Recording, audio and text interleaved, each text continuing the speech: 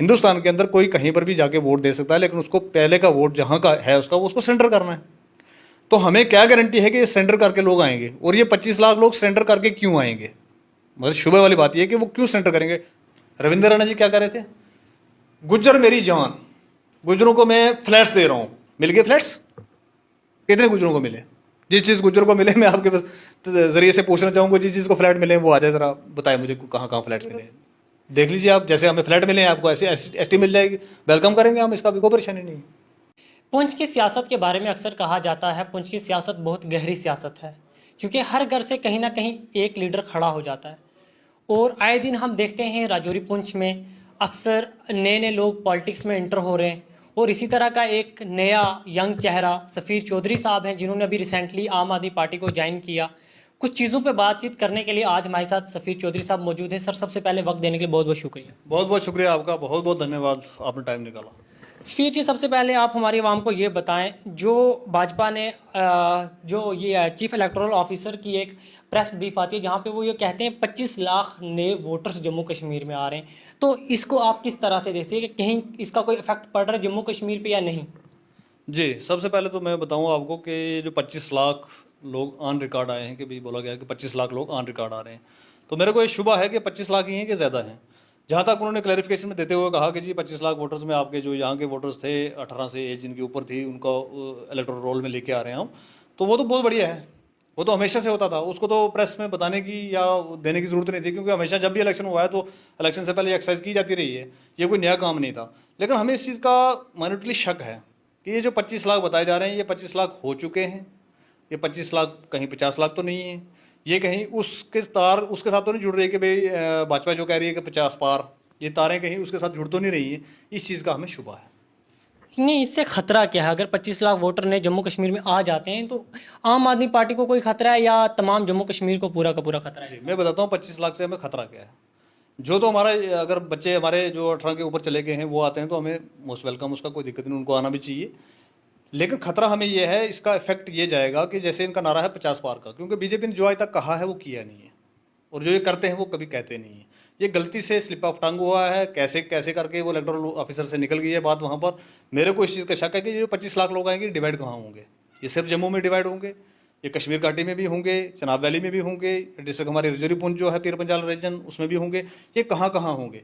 क्योंकि आज एक चीज़ मैं बता दूँ आपको कि भाई हमारे यहाँ जो बाहर से लेबर आती है, बिहार की, यूपी की, जो लेबर का हमारा यहाँ पर कामकाज का है, तो जो लेबर हमारी बाहर से आती है वो हर जगह से आ रही है, पंजाब से आ रही है, अपने हिमाचल से आ रही है, वहाँ से आ रही है, और ज़्यादातर इसमें बिहार से आ रही है। जो ये लेबर है ये हर जगह पे है, ये हर सीट पे अवेलेबल है। तो हमारी कोई सी भी सीट उठा लो आप, कश्मीर से लेके पुंछ तक, जम्मू की सारी सीटें, कोई सी भी सीट उठा लो, हमारी सीटों पर मार्जिन रहता है हार और जीत का 10 से 15 हज़ार वोटों का। जिसने 15 हज़ार लिए वो जीत गया, जिसने 10 हज़ार लिए वो हार गया, ये मार्जिन रहता है। अब जो जो भाजपा की स्कीम है ना 50 पार की, ये 50 पार की स्कीम मेरे को ये लग रहा है कि ये 50 पार की स्कीम इसलिए है कि भाई 50,000 वोट को फिक्स करके डाल दिया जाए एक कंस्टिट्यूंसी के अंदर। नहीं, इससे आपको ये खतरा क्यों है कि वो जो वोटर्स बाहर से आएंगे वो भाजपा को ही वोट करेंगे, वो बाकी पार्टीज को क्यों नहीं करेंगे? वो क्यों करेंगे बाकी पार्टीज को वोट? दिल्ली में ऑलरेडी ये चल रहा है, दिल्ली में बाहर के वोटर्स इन्वॉल्व हैं। दिल्ली में अगर आम आदमी पार्टी को किए जा सकते तो जम्मू कश्मीर में क्यों नहीं करेंगे? सुनिए, दिल्ली में और हमारे यहाँ क्या फ़र्क है? दिल्ली में वो वोटर लिस्ट के अंदर वो लोग हैं जो बहुत पुराने रह रहे हैं वहाँ पर, कोई 10 साल से रह रहा है, कोई 20 साल से रह रहा है, कोई 50 साल से रह रहा है। यहाँ पर हमारे पास क्राइटेरिया क्या रखा है इन्होंने? समझने की बात ये कि क्राइटेरिया क्या रखा है कि इस क्राइटेरिया के अंदर जो बंदा आएगा जो 10 साल, जैसे इन्होंने पहले किया था हमारा जो इसका डोमिसाइल सर्टिफिकेट का, इन्होंने निकाला कि डोमिसाइल सर्टिफिकेट उस आदमी को मिलेगी जो यहाँ पर 15 साल से है। जो बच्चा हमारा यहाँ पर स्कूलिंग पिछले 7-8-10 साल से कर रहा है, उस बच्चे की बनाई जा सकती है, उन पेरेंट्स की बनाई जा सकती है जिनको 15 साल हो गए यहाँ पर। लेकिन इलेक्टोरल वोट के लिए जो इन्होंने किया है उसके लिए क्राइटेरिया क्या रखा है? ये समझने की चीज़ है कि क्राइटेरिया कोई नहीं है। आप परसों आए थे तो भी आप वोट दे सकते हो, आप 10 दिन के पहले आए थे वो भी दे सकते हो। और दूसरी एक खास वजह मैं बताता हूँ आपको कि भाई हिंदुस्तान के अंदर कोई कहीं पर भी जाके वोट दे सकता है, लेकिन उसको पहले का वोट जहाँ का है उसका वो उसको सरेंडर करना है। तो हमें क्या गारंटी है कि ये सरेंडर करके लोग आएंगे, और ये 25 लाख लोग सरेंडर करके क्यों आएंगे? मतलब शुबह वाली बात ये है कि वो क्यों सरेंडर करेंगे। हम जैसे कि मान के चलते हैं कि भाई मैं अभी जम्मू में हूँ, अपन मेरा काम का जम्मू में, मैं रहता जम्मू में हूँ, लेकिन मेरा घर पुंछ में है, तो पुंछ का वोट हम सरेंडर करेंगे तो हमें जम्मू लगेगा। लेकिन हमने पिछले 20 साल से सरेंडर नहीं किया है। हम वोटिंग जब भी होती है हम अपने एरिया से करते हैं, अपना नुमाइंदा वो वहाँ से चुनते हैं, ठीक है। तो अगर हमने 25 साल में भी नहीं किया तो ये 25 लाख लोग कौन हैं जो आएंगे भाई, 3 महीने पहले आए हैं, 6 महीने पहले आए हैं, 1 साल पहले आए हैं, और वो वोट वहाँ पर सरेंडर करके आएंगे? और क्या ये एक्सरसाइज करते समय वो 25 लाख लोग वहाँ पर सरेंडर करके आएंगे? राजौरी पुंछ में जो बात जा रही है एसटी और पहाड़ी को लेकर बहुत ज़्यादा कंट्रोवर्सी क्रिएट हो रही है। कहीं ना कहीं जो एसटी तबका है वो कह रहा है एसटी ना दी जाए, जो पहाड़ी तबका है वो कह रहा है एसटी दी जाए। तो आप इसके ऊपर क्या राय रखते हैं? देखिए, ये बहुत एक इम्पॉर्टेंट मुद्दा है, एसटी और पहाड़ी का। हिंदुस्तान के अंदर 2014 से, बल्कि 2013 से मैं कहूँगा, जब से इलेक्शन की तैयारी हुई थी 2014 वाले की, तब से एक ट्रेंड चला था, लोगों को खिलाफ किया जा रहा है एक दूसरे के लिए। ठीक है जी, मुसलमानों को हिंदुओं के खिलाफ, हिंदुओं को मुसलमानों के खिलाफ। वो एक मॉडल तैयार किया गया था जिसको गुजरात मॉडल बोला जाता था। गुजरात मॉडल को, वो ये वाला मॉडल नहीं था कि कोई वहाँ पर बहुत बढ़िया काम कर दिया इन्होंने, ठीक है जी, वैसा मॉडल नहीं था। ये मॉडल वो था कि भाई ठीक है जी, हिंदू मुसलमान करके कैसे गवर्नमेंट बनाई जा सकती है। और इसको, इस लॉ को, जो ये रूल है अंग्रेज़ों का बनाया हुआ, डिवाइड एंड रूल। ठीक है जी, ये बहुत लोगों ने सुना है, बहुत लोगों ने बोला है, लेकिन हमने इस पर माइनॉरिटी कभी सोचा नहीं। अब वो लॉ जम्मू कश्मीर में फेल हो गया। जम्मू कश्मीर में क्योंकि 80-85% मुस्लिम पॉपुलेशन है, तो यहाँ पर हिंदू मुसलमान तो किया नहीं जा सकता। वो भी करके देखा है, पिछली अगर 25 सीटें मिली थी इनको जम्मू से, तो वो यही करके मिली थी।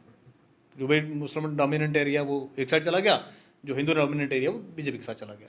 पिछली बार हमने यही गलती की थी, जिसमें हम डोगराज, कश्मीरी सब इन्वॉल्व थे।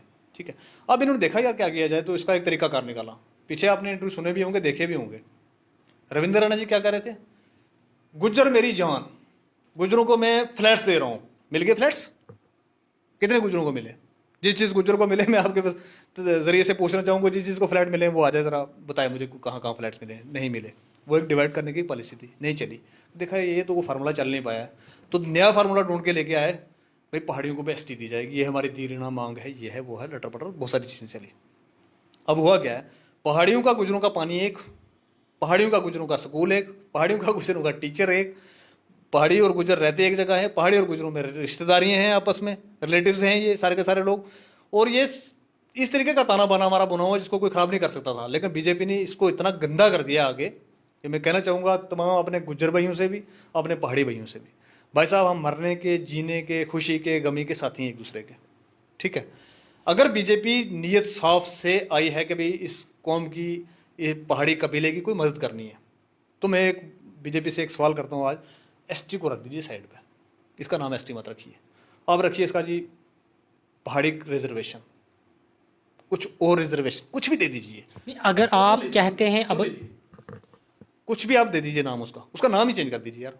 एसटी को रहने दीजिए, एसटी 6% है, 4% है, 8%, उसको दफा करो, एक साइड पे रखो। ठीक है जी, उसको साइड पे रख के आप इनको, अगर हमें 8 मिल रही है इनको दीजिए आप 15%, अगर हमें 8 मिल रही है इनको दीजिए आप 20%। एक भी गुज्जर, एक भी एसटी वाला बंदा अगर बोला कि यार ये क्यों दे रहे हो, तो आके आप मेरे को गले से पकड़ लेना, लेकिन वो काम आपने करना नहीं है। आपने वो काम करना है जिससे कौमें लड़ें आपस में और उसका फ़ायदा आपको हो। और दूसरी बात, मैं पहाड़ियों के भी, मतलब जितने मेरे लोग हैं, दोस्त यार, अपने रिश्तेदार, जितने लोग भी हैं पहाड़ियों और गुजरों से, मैं एक अपील करना चाहूँगा कि इस सारी परेशानी को समझें। ये परेशानी कहाँ से डाली गई है, ये कोई एसटी देने वाले नहीं है। जैसे एसटी वालों को फ्लैट्स बना के दिए हैं, ये वैसे ही आपको एसटी देंगे। और आपने ये, हमने मरना जीना इकट्ठा है, लोगों ने आपस में रहना है, हमारी आपस में रिश्तेदारियां हैं, हमारा उठना बैठना है, इन सारी चीज़ों को ख़राब एक दूसरे के साथ मत करिए। हमारे पानी एक दूसरे की ज़मीन में है, हमारे रास्ते एक दूसरे की ज़मीन में है। ठीक है, तो इनको बर्बाद मत करिए, क्योंकि ये बीजेपी जो कहती है वो करती कभी नहीं। अगर बीजेपी को देना ही है तो मैं यहाँ से कह रहा हूँ यार, आज मैं यहाँ से कह रहा हूँ, आज हमें 8% मिला, आप इनको 15% दें। हमारे को कोई ऑब्जेक्शन नहीं है, कोई परेशानी इनके साथ नहीं है। ठीक है जी, नाम चेंज करके दे दें यार। तो अगर उसी एसटी में, अगर उसी 8% में ये दे देते हैं तो उससे कोई दिक्कत है आपको? हाँ, उससे दिक्कत है हमारे को। आपने कहा आपका पानी एक जगह है, आपका रहना एक जगह है, आपका खाना एक जगह है, पहाड़ी कबीले के लोग भी यही कहते हैं, तो फिर अगर वही एसटी जो आपको मिली है उन्हें दी जाए तो उससे क्यों दिक्कत है? बता रहा हूँ आपको, हमारी एक प्लेट है भाई साहब, हमारी एक प्लेट है, उसमें खाना रखा हुआ है। या तो ये बात तब होती है ना 1990 में, 1990 में होता है यार, आधा ये पहाड़ियों को 4% जाएगा, 4% आपको जाएगा, नहीं ना किया उस टाइम। कुछ सर्वे किया होगा गवर्नमेंट ने, कुछ तब के जो लोग आए थे उनको सर्वे किया होगा, कुछ देखा होगा, उनको लगा यार ये ज़्यादा बैकवर्ड लोग हैं, इनको लेके आओ आगे। कुछ सर्वे किया होगा ना, सर्वे के आधार पर कुछ बना होगा ना, ये ऐसा तो नहीं डायरेक्ट किसी ने कर दिया तो हो गया। अब हमारे को 6% है, 8 है, ओके, हम उसमें पार्टनरशिप नहीं चाहते हैं, लेकिन इसके अलावा आप हमारे दूसरे भाइयों को अगर 10 में दे देंगे, 12 में दे देंगे, हमें उसमें पार्टनरशिप भी नहीं चाहिए। हमें इसमें पार्टनरशिप अगर नहीं चाहिए देने में, तो हमें उसमें लेने में भी नहीं चाहिए, हमारे को उसमें भी नहीं चाहिए। ये लड़ाना बंद करें, और ये कोई देने वाला नहीं है। मैं एक बात आपके वसात से यहाँ से सब दुनिया से कहता हूँ, ये कुछ ऐसा होने वाला नहीं है। आपने मुंह भावे मत गवा। अगर ऐसा हो जाता है, अगर पहाड़ियों को एसटी मिल जाती है, फिर वेलकम करेंगे। फिर देख लीजिए आप, जैसे हमें फ्लैट मिले हैं, आपको ऐसे एसटी मिल जाएगी, वेलकम करेंगे हम, इसका भी कोई परेशानी नहीं कहते हैं। तो नाजरीन, ये थे हमारे साथ आम आदमी पार्टी के सीनियर लीडर सफ़ीर चौधरी साहब, जिन्होंने अभी हाल ही में ही आम आदमी पार्टी को ज्वाइन किया। तो एक बार फिर से हम इनका शुक्रिया अदा करते हैं, इन्होंने अपना कीमती समय निकाला और हमारे प्रोग्राम में शिरकत की। उम्मीद है आपको हमारा प्रोग्राम पसंद आया होगा। हमारे मजीद वीडियोज़ देखने के लिए हमारे साथ बने रहें। शुक्रिया, खुदा हाफिज़।